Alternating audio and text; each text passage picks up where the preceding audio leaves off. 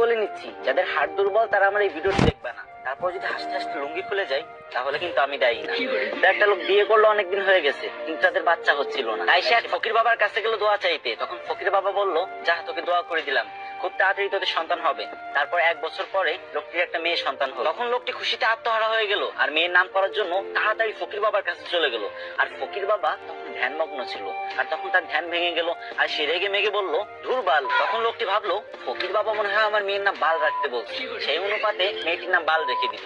তারপর আরো 2 বছর পরে লোকটির একটা ছেলে সন্তান হলো।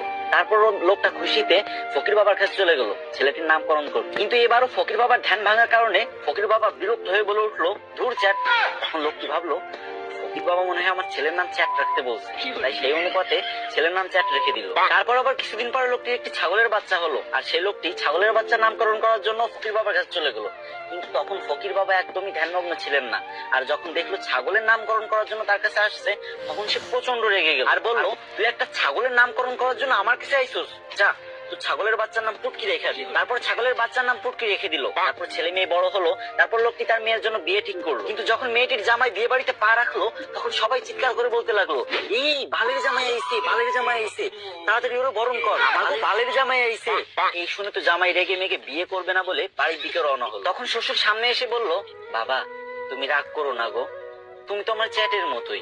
এটা শুনে তো জামাই আরো রেগে গেল আর বিয়ে করবে না বলে আবারও বাড়ির দিকে রওনা হলো। ঠিক তখন শ্বশুর মশাই এসে জামাইয়ের হাত ধরে বলল, বাবা ও বাবা, তুমি আমার পুটকির 1 টুকরা মাংস না খেয়ে কোথাও যেতে পারবা না বাবা। এই কথা শুনে জামাই বেহুশ।